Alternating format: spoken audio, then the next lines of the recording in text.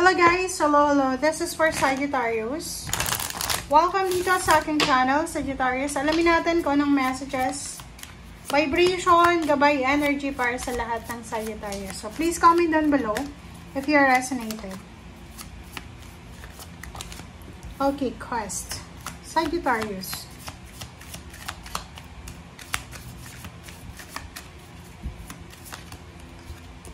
And creation.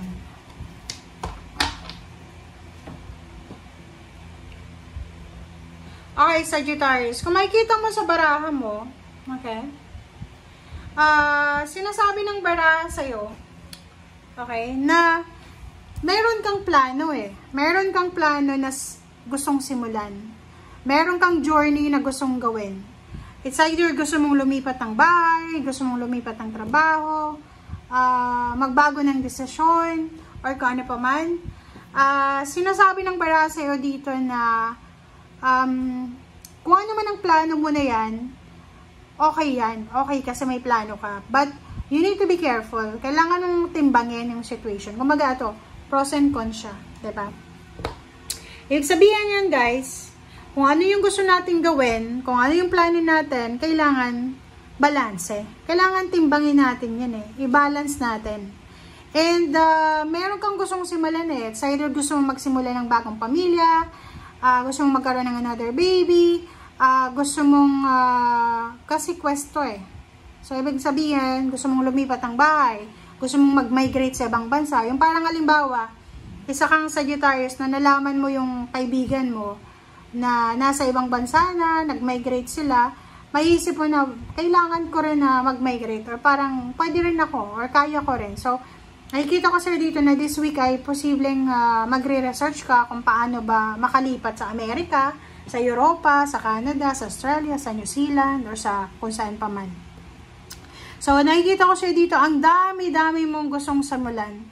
May iba ditong gustong magpatayo ng bagong bahay, meron ditong gustong puro trabaho to and travel yung nakikita ko. Parang hindi ka na masaya sa kinalalagyan mo sa ngayon. So, parang ang gusto mo is magsimula na lang, gawin na lang kung ano yung nasa sa isip mo. So, please comment down below if you resonated. Tingnan natin, Sagittarius, kung ano pa ba ang messages.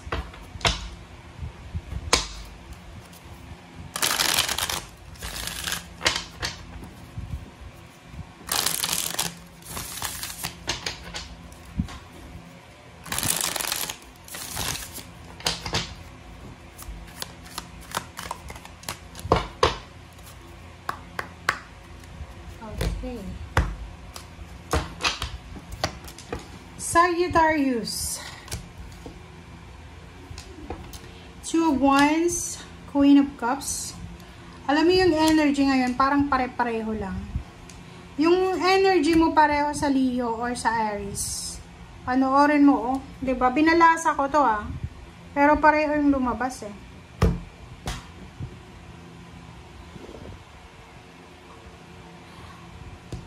Hindi ka makakatulog na naman, or hindi ka nakatulog, or hindi, parang nakikita ko na namumroblema ka na naman. Meron ditong Nine of Swords, parang meron ditong Sagittarius na hindi ka mapakali, balisa. Parang balisang-balisa ka.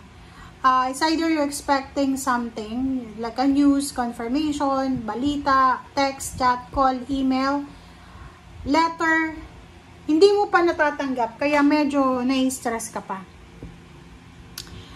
Sinasabi ng baraha sa'yo dito na kailangan mong magpakatatag sa linggong ito. Kung homesickness yan na nararamdaman mo, kailangan mong labanan yan. Kung sadness yan, labanan mo yan. Kasi kung makikita mo dito, yung Queen of Cups, sinasabi na kaya mo naman nakalmahin ang sarili mo. But the problem is, medyo stress ka, or sobrang stress ka ba? Kailangan mo daw ng strength, kailangan magpakatatag, or medyo nag-aalala ka ba, or hindi ko alam, bakit medyo sad ka, parang ganun. Sa relationship siguro to, kasi yung Queen of Wands mo, tsaka Two of Wands, parang, yung karelasyon mo ba ay water sign, Pisces, Scorpion, Cancer, na hindi kayo magkasundo diba? Maybe this week ay meron kayong hindi magandang pagkakaunawaan, maybe this week ay hindi kayo makapag-usap because of maybe nasa lugar ka na imposibleng yung signal, parang ganun. So, nakikita ko sir dito na may mga misunderstanding, mayroon kang mga expectation na posibleng hinihintay sa linggong ito na pwedeng hindi pa siya dumating. Okay, 10 of Swords.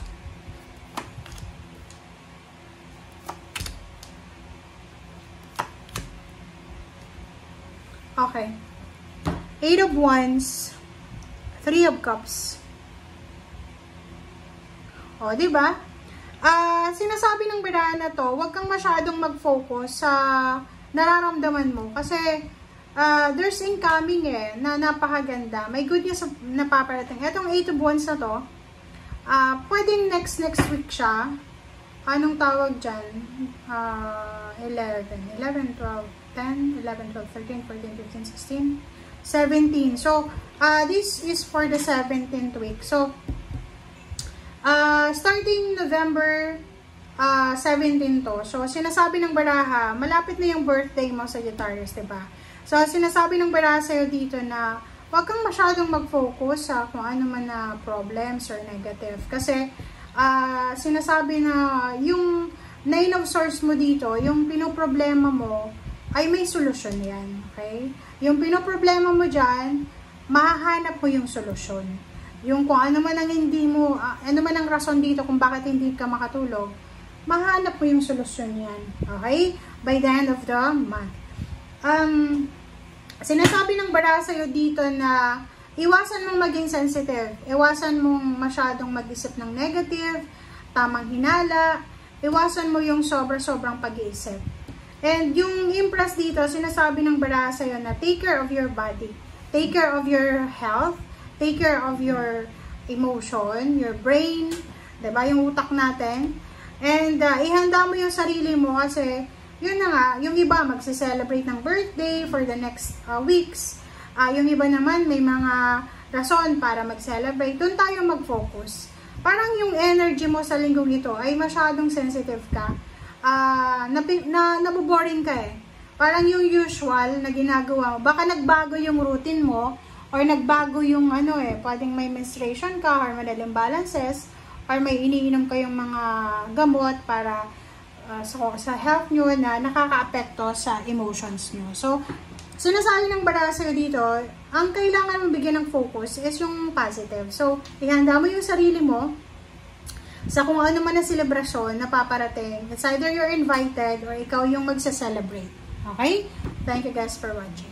Bye!